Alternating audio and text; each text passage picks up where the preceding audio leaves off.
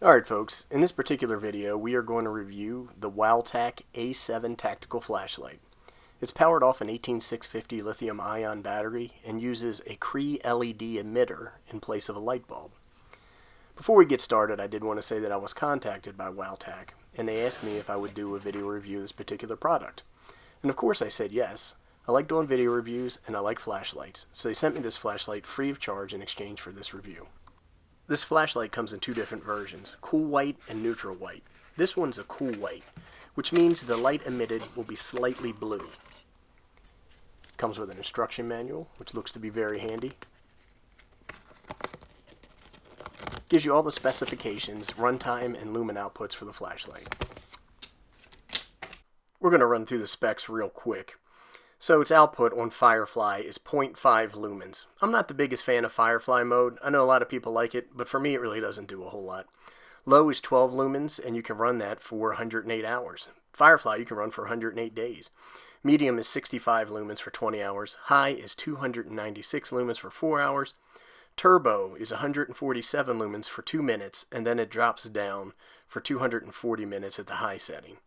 Strobe is 296 lumens, and that'll last you 9 hours.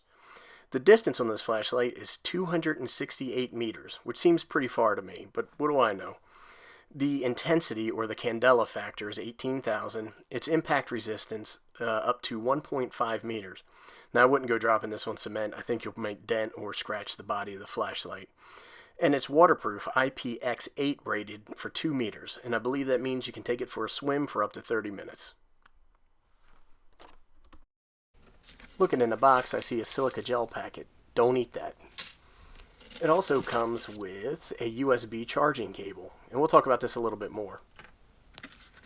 It comes with a pocket clip should you choose to use it. I do use pocket clips on my flashlights. It makes it easy to connect them to the inside of my pocket for easy retrieval. And then here's the body of the flashlight. The improvement or upgrade over the A7 is that tail switch. It also has a button on the side for cycling through your various power settings. It's got good knurling on the body and tail cap, making it have a good traction plan, and it doesn't really slip around in your hands too much. It comes with its own battery, 2600 milliamp lithium ion battery. It says 3.6 volts on there, but this charges up to around 4.1.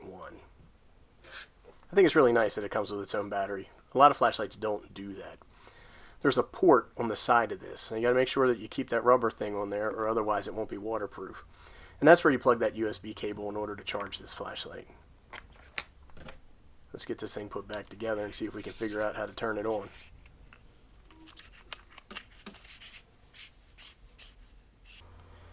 I do like the size and the dimensions of this flashlight. I also like the pocket clip. As mentioned, you turn it on with a click of the tail cap. In this case, we went into Firefly mode.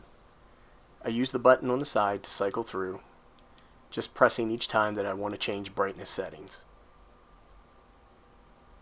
Back to Firefly. To turn it off, I'll actuate the tail cap.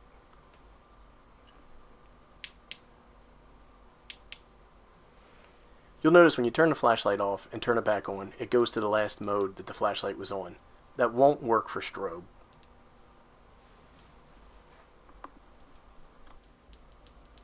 When the flashlight is on any mode, a long press of the side button will take you into strobe mode.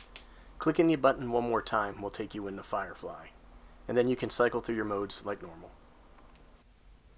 Oh, I wanted to do a side-by-side comparison to the Wowtac A6, which is a flashlight I like quite a bit. As I mentioned, the biggest difference in these flashlights are the crenulated bezel and the tail cap on the end of the A7. In order to turn it on, you use the tail cap, and then you cycle through the button on the side. Just a quick word about charging. This light will flash purple when it's not charging correctly, and what I found out is the flashlight needs to be on in order to charge. You'll get a red light when you're charging and the battery is not full or at full capacity, and then once the flashlight is done charging, that red light will turn to blue. Now, I had to use a second-hand cable or a different cable because the one that came with my flashlight didn't work correctly. Also, the idea of charging a flashlight while it's on was a little bit foreign to me, but we'll talk a little bit more about that.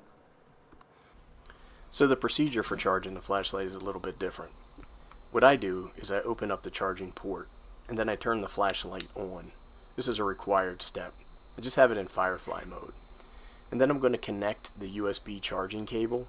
As I mentioned, I had to use a different cable. And then what happens is the flashlight turns off and the button turns red while it's charging, like we saw in the video earlier. I'll include a link below, but you can pick this flashlight up for $29.95 with free shipping, which seems like a reasonable price, especially given that it comes with a battery. And that's it, folks. So what I'd like to say is thanks to everybody for watching. I really appreciate it. If you like this video, go ahead and click the thumbs up or subscribe.